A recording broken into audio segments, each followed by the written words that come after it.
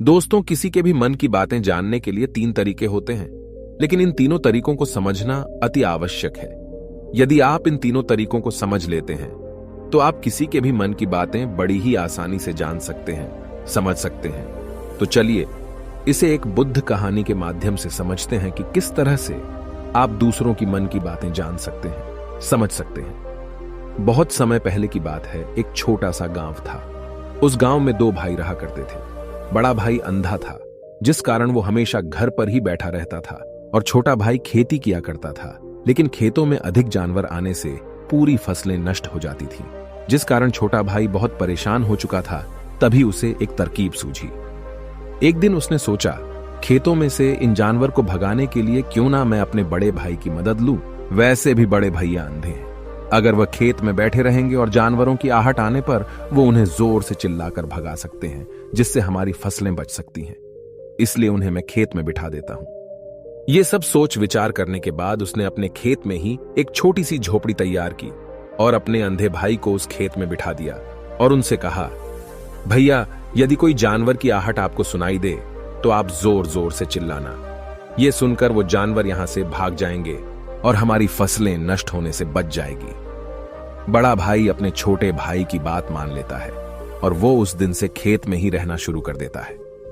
जब भी किसी जानवर की आहट उसे सुनाई देती तो वो तुरंत जोर जोर से चिल्लाना शुरू कर देता, जिससे वो जानवर उसके खेतों से भाग जाते। ऐसा करते करते कई दिन बीत चुके थे। तभी एक दिन उसके खेत में एक हिरण भागता हुआ आता है और वह खेत के बांध को तोड़कर वहां से भाग गया। लेकिन उसी हिरण का पीछा करते हुए एक राजा भी उस खेत में आ पहुंचा। तभी राजा की नजर उस अंधे भाई पर पड़ती है। राजा उस व्यक्ति से कहता है, देखो, मैं यहां पर एक जानवर का पीछा करते हुए आया हूं। क्या तुमने उस जानवर को यहां पर देखा है? इस पर वो व्यक्ति कहता है, हे राजन, मैं तो अंधा हूं, मैं भला किसी जानवर को कैसे देख सकता हूं। लेकिन मैं आपको इतना जरूर बता सकता हूं कि जो जानवर मेरे खेतों से होकर भागा है वो आपके लायक नहीं है। आप उसके पीछे अपना समय यूं ही व्यस्त कर रहे हैं। राजा उस अंधे व्यक्ति की बात सुनकर बड़ा अचरज में पड़ गया। वो ये सोचने लगा कि आखिर ये तो अंधा है, फिर इसे कैसे पता कि जिस हिरन को मैं तलाश रहा हूं वह हिरन मेरे लायक है ही नहीं। ये अंधा व्यक्ति मुझे कैसे बता सकता है? तभी राजा उस अंधे व्यक्ति से कहता है, कहीं तुम मुझसे झूठ तो नहीं कह रहे? एक तरफ तुम ये कहते हो कि तुम अंधे हो और दूसरी तरफ तुम ये भी कह रहे हो कि जो जानवर यहां से भागा है वो मेरे लायक नहीं है। इस पर वो अंधा व्यक्ति कहता है, हे राजन, जिसे आप एक हिरण समझ रहे हैं, असल में वो एक हिरण नहीं है, बल्कि एक हिरणी है, और वो भी गर्भवती है। और जहां तक मुझे ज्ञान है, मैंने कभी किसी राजा को किसी गर्भवती हिरणी का शिकार करते हुए नहीं सुना है। और इसी कारण मैं आपसे ये कह रहा हूं कि वो हिरणी आपके लायक नहीं है। आप उसके पीछे अपना समय व्यर्थ ना करें। यह सुनकर राजा और भी अचरज में पड़ गया। वो ये सोचने लगा कि आखिर ये अंधा आदमी ये कैसे जान सकता है कि वो हिरणी है और गर्भवती है। राजा कुछ देर सोच विचार करने के बाद अपने सेनापति से कहता है, सेनापति जी, मुझे वो जानवर जिंदा चाहिए, क्योंकि मुझे यह पता करना है क्या वह हिरणी है और क्या वह गर्भवती है। क्योंकि यह अंधा आदमी बहुत विश्वास के साथ कह रहा है और मुझे इस बात की पुष्टि करनी है। यदि वह हिरणी हुई और गर्भवती हुई तो वह हमारे शिकार के लायक नहीं है, क्योंकि हम तो एक हिरण का पीछा कर रहे थे। इसलिए जाओ और पता करो कि क्या वो हिरणी है। सेनापति राजा से आज्ञा लेकर आगे की ओर बढ़ चलता है और कुछ देर बाद जब वह वापस लौट कर आता है तो वह राजा को कहता है, हे राजन, इस अंधे आदमी ने जो भी बातें कही हैं वो बिल्कुल सही हैं। वो एक हिरणी ही है और वह गर्भवती भी है। यह सुनकर राजा आश्चर्यचकित रह गया। उसे समझ नहीं आ रहा था कि आखिर अंधा आदमी कैसे पता कर सकता है कि वह जानवर एक हिरणी है, और तो और वह गर्भवती है। भला एक अंधा आदमी यह कैसे देख सकता है? यह कैसे जान सकता है? आखिर इसे यह कैसे पता चला? ऐसे कई सारे प्रश्न अब राजा के मन में उमड़ने लगे। अब राजा ने यह ठान लिया था कि मुझे इस बात की तह तक पहुंचना ही है कि आखिर यह अंधा आदमी कैसे जानता है कि वह जानवर एक हिरणी है। यह सोचकर राजा उस अंधे आदमी के पास जाता है और उस अंधे आदमी से कहता है, देखो, मैं ये तो नहीं जानता कि तुम सचमुच अंधे हो या नहीं, लेकिन मैं तुमसे एक बात जानने आया हूं। क्या तुम मेरे प्रश्न का सही सही जवाब दोगे? इस पर अंधा व्यक्ति कहता है, हे राजन, आप जो कुछ पूछना चाहते हैं मुझसे पूछ सकते हैं, मैं आपको बिल्कुल सच सच जवाब दूंगा। इस पर राजा कहता है, देखो, एक तो तुम कहते हो कि तुम अंधे हो और दूसरी तरफ तुमने यह बता दिया कि जिस जानवर का पीछा मैं कर रहा हूं वह एक हिरणी है, और तो और वह गर्भवती भी है। आखिर तुम्हें यह कैसे पता चला? तुम्हारे खेत में और भी तो जानवर आते होंगे, और भी तो जानवर यहां से गुजरते होंगे, फिर तुमने यह कैसे अंदाजा लगाया?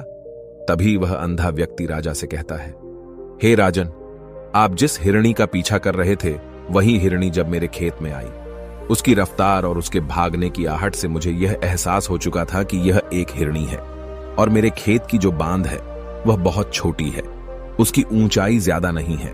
यदि कोई हिरण होता तो उस बांध को बड़ी आसानी से लांघ जाता, लेकिन वह हिरणी इस बांध को तोड़कर भागी है, और यदि वह इस बांध को छलांग लगाकर पार करने का प्रयास करती तो इससे उसके बच्चे को खतरा होता, और इसी बात से मैंने यह पता लगा लिया कि वह गर्भवती है। इस कारण वह ज्यादा ऊंची छलांग न लगाकर मेरे खेत की बांध को तोड़ते हुए भाग गई। इस पर राजा के मन में एक और प्रश्न उठा। राजा ने कहा, किंतु तुम्हें कैसे पता चला कि वो एक हिरणी ही है, और भी तो कोई जानवर यहां पर आ सकते हैं? इस पर वो अंधा व्यक्ति कहता है, हे राजन, मैं पूरा दिन सुबह शाम यहीं पर बैठा रहता हूं, और मेरी सुनने की शक्ति बहुत तेज है। मैं ये बाफ जाता हूं कि कौन सा जानवर मेरे खेत में आया है, और उसी के आधार पर मैं जोर जोर से चिल्लाता हूं ताकि वो मेरे खेत से भाग जाए और मेरे खेत की फसलों को नष्ट ना कर पाए। राजा उस अंधे आदमी का यह जवाब सुनकर पूरी तरह से संतुष्ट हो चुका था। वो मन ही मन ये सोच रहा था कि आदमी भले ही अंधा हो, लेकिन ये तो बड़ा ज्ञानी मालूम पड़ता है। इस आदमी से कुछ ना कुछ तो काम निकलवाना ही चाहिए। ये विचार लिए हुए राजा वहां से वापस अपने महल की ओर लौट जाता है। राजमहल पहुंचते ही राजा उस अंधे व्यक्ति से कहता है, आप तो बड़े ज्ञानी व्यक्ति हैं, आपको किसी भी बात का पता बड़ी आसानी से चल जाता है। आज मैंने आपको यहां पर इसलिए बुलाया है क्योंकि मैं आपसे ये जानना चाहता हूं कि मेरी पत्नी पतिव्रता है या नहीं। इस पर वो अंधा व्यक्ति कहता है, हे राजन, ये कैसा प्रश्न हुआ? इस पर राजा कहता है, मैंने आपसे बिल्कुल उचित प्रश्न किया है, मुझे इस प्रश्न का उत्तर दीजिए। इस पर वो अंधा व्यक्ति कहता है, हे राजन, ये सारी बातें जाने दीजिए। आपकी शादी को इतने साल बीत चुके हैं, और अब आप ये बात क्यों जानना चाहते हैं? आपके मन में ऐसे प्रश्न क्यों उठ रहे हैं? इस पर राजा जिद करते हुए कहता है, देखिए, आपको मुझे इस प्रश्न का उत्तर तो देना ही होगा। यदि आप मुझे इस प्रश्न का उत्तर नहीं देंगे तो मैं आपको मृत्युदंड दे दूंगा। राजा के मुख से यह बात सुनकर वो अंधा व्यक्ति कहता है, हे राजन, यदि आप इस प्रश्न का उत्तर चाहते हैं तो उसके लिए आपको मेरा एक काम करना होगा। राजा कहता है, बोलो, मुझे क्या काम करना होगा? इस पर व्यक्ति कहता है, इसके लिए आपकी पत्नी को मेरे साथ कमरे में अकेले छोड़ना होगा। उस अंधे व्यक्ति की यह बात सुनकर राजा पहले तो क्रोधित हो जाता है, लेकिन फिर कुछ सोच विचार करने के बाद वह उस व्यक्ति की बात मान लेता है और अपने सेनापति को आदेश देता है, सेनापति जी, इस व्यक्ति को और मेरी पत्नी को एक कमरे में कुछ देर के लिए अकेला छोड़ दे। सेनापति बिल्कुल वैसा ही करता है। अब राजा की पत्नी और अंधा आदमी एक कमरे में बंद हो चुके होते हैं। तभी वो अंधा आदमी राजा की पत्नी से कहता है, मुझे आपको छूना है। इस बात पर रानी अत्यधिक क्रोधित हो जाती है और उस अंधे आदमी को वो पकड़ पकड़ कर पीटने लगती है, कभी हाथों से तो कभी लातों से तो कभी पटक पटक कर। इस तरह से उन्होंने उस अंधे आदमी की खूब पिटाई की। उसके बाद किसी तरह से वह अंधा आदमी अपनी जान बचाकर वहां से भाग निकलता है और वह राजा के पास पहुंचता है और वह राजा से कहता है, हे राजन, आपकी पत्नी पतिव्रता नहीं है। यह बात सुनकर राजा अत्यधिक क्रोधित हो उठता है और राजा अपनी तलवार निकालकर सीधा अपनी पत्नी की ओर जाता है और क्रोधित होकर वह अपनी रानी से कहता है, रानी जी, आज मैं जो भी सवाल आपसे करने वाला हूं उसका मुझे सच सच जवाब दीजिएगा, और यदि आपने एक शब्द भी झूठ कहा तो मैं आपका अभी के अभी सर धड़ से अलग कर दूंगा। तभी आगे वह राजा कहता है, मुझे बताइए, क्या आप पतिव्रता हैं या नहीं? इस पर रानी कहती है, हे राजन, आप भले ही मुझे जान से मरवा दीजिए, लेकिन मैं पतिव्रता नहीं हूं। राजा यह बात सुनकर बहुत खुश हुआ, क्योंकि उस अंधे आदमी ने जो भी कहा था वह बिल्कुल सच था। यह बात सुनकर तुरंत ही राजा उस आदमी के पास पहुंचता है और आकर उस अंधे आदमी से कहता है, तुम्हें कैसे पता चला कि मेरी पत्नी पतिव्रता नहीं है? इस पर वह अंधा आदमी कहता है, हे राजन, बड़ी सीधी सी बात है। मैंने तो आपकी पत्नी से बस इतना ही कहा था कि मुझे आपको छूना है, और इस बात पर वह इतना क्रोधित हो उठी कि उन्होंने गुस्से में आकर मुझे लात घूंसों से पीटना शुरू कर दिया। और भला कोई औरत किसी और मर्द को कैसे छू सकती है, लेकिन उन्होंने न आव देखा न ताव, बस लात घूंसे मुझ पर बरसाने शुरू कर दिए। वह भी तो एक छूना ही हुआ, और एक पतिव्रता नारी कभी भी पराये मर्द को नहीं छूती। जब मैंने उसे छूने के लिए कहा था तो वह उस वक्त मुझे मना कर सकती थी, लेकिन उन्होंने तो मुझे पीटना शुरू कर दिया और देखते ही देखते उन्होंने मेरे पूरे शरीर को छू लिया। अब आप ही बताइए, ऐसी स्त्री भला पतिव्रता कैसे हो सकती है? इस पर राजा कहता है, तुम तो बड़े ज्ञानी मालूम पड़ते हो। अच्छा ठीक है, चलो तुम मेरे एक प्रश्न का और जवाब दो। यदि तुमने मुझे इस प्रश्न का सही जवाब दे दिया तो मैं तुम्हें यहां से जाने दूंगा। आगे राजा उस अंधे आदमी से कहता है कि तुम मुझे यह बताओ, क्या मैं सच में अपने पिताजी का ही बेटा हूं या फिर किसी और का? इस पर वह अंधा भी कहता है, हे राजन, इस बात से आपका क्या लेना देना? आप किसी की भी औलाद हो, आखिर आप हैं तो इस राज्य के राजा, इसलिए इस प्रश्न को जाने दीजिए। लेकिन राजा कहता है, नहीं, मुझे इस प्रश्न का सही जवाब चाहिए, अन्यथा यह प्रश्न मुझे हमेशा परेशान करता रहेगा। इसलिए मैं इसका सही जवाब जानना चाहता हूं। यदि तुम इसका सही जवाब दे देते हो तो तुम यहां से जा सकते हो, मैं तुम्हें नहीं रोकूंगा। इस पर वह अंधा आदमी कहता है, हे राजन, इसके लिए तो मुझे आपके मां के पास भी जाने की कोई आवश्यकता नहीं है। मैं आपको अभी यह बता सकता हूं कि आप किसकी औलाद हैं, लेकिन उससे पहले मैं चाहता हूं कि आप मुझसे एक वादा करें कि आप मुझ पर क्रोध नहीं करेंगे। राजन ने कहा, मैं तुमसे वादा करता हूं, मैं तुम पर क्रोध नहीं करूंगा। इसके बाद वह अंधा आदमी राजा से कहता है, हे राजन, आप है तो अपने ही पिता के पुत्र, लेकिन आप पर एक कंजूस सेठ की छाया पड़ी हुई है। यह सुन राजा बहुत क्रोधित हो उठा और वह तुरंत तलवार निकालकर अपनी मां के पास जा पहुंचा। वह वहां पर पहुंचने के बाद अपनी मां से कहता है, मां, मुझे सच बताइए, क्या मैं अपने ही पिता का पुत्र हूं या नहीं? यदि आपने मुझे सही नहीं बताया तो वह यहीं पर अपने प्राण त्याग दूंगा। मुझे बताओ क्या सच है? इस पर उस राजा की मां कहती है, बेटा, तू है तो अपने ही पिता का पुत्र, लेकिन तुम्हारे ऊपर एक कंजूस सेठ की छाया पड़ी हुई है। जब मैं एक बार नहाने के बाद अपना मुंह आईने में देख रही थी, तभी उस कांच के पीछे मुझे एक कंजूस सेठ नजर आता है और उसी की छाया तुम पर पड़ चुकी है। यह सुन राजा बहुत खुश हो जाता है और वह तुरंत दौड़ा वापस उस अंधे आदमी के पास पहुंचता है और उस अंधे आदमी से कहता है, तुम्हें यह कैसे पता चला कि मुझ पर एक कंजूस सेठ की छाया पड़ी हुई है? इस पर वह आदमी कहता है, हे राजन, आपने मुझसे कई सारे सवाल पूछे जिनका जवाब मैंने आपको सही दिया है। यदि कोई और राजा होता तो मुझे इसके बदले में ढेरों सारे इनाम मिल चुके होते, लेकिन अब तक आपने एक फूटी कौड़ी तक नहीं दी है। इस बात से ही मैंने अंदाजा लगा लिया था कि आप बहुत कंजूस हो। यह बात सुनकर राजा जोर से हंसने लगा और कहता है कि आप जो भी मांगेंगे वह मैं आपको अवश्य दूंगा, लेकिन मुझे यह बताओ कि तुम्हें कैसे पता चल जाता है कि कौन सी बात सही है और कौन सी गलत? तुम किसी भी बात का इतना सटीक और सही जवाब कैसे दे पाते हो? इस पर वह अंधा आदमी कहता है, हे राजन, मैं तो वैसे ही अंधा हूं। यदि मेरी आंखें होती तो मैं किसी की भी मन की बातें बड़ी सरलता से जान लेता। मन की एक भाषा होती है और यह भाषा मनुष्य के शरीर के व्यवहार के रूप में देखी जा सकती है। उसकी आंखों से, उसके होठों से, उसके काम करने के तरीके से, उसकी क्रियाओं से पता किया जा सकता है कि उसके मन में क्या चल रहा है। उसके आधार पर हम किसी के भी मन की बातें जान सकते हैं, लेकिन मैं तो अंधा हूं, मैं देख नहीं सकता, इसलिए मैं क्रियाओं से देखता हूं। यदि मुझे कोई बात जाननी हो तो अगले आदमी को कुछ काम देना पड़ता है, जिस पर वह व्यक्ति किस प्रकार काम करता है, किस तरीके से इस काम को करता है, उसके आधार पर ही मैं यह पता कर पाता हूं कि उसके मन में क्या चल रहा है।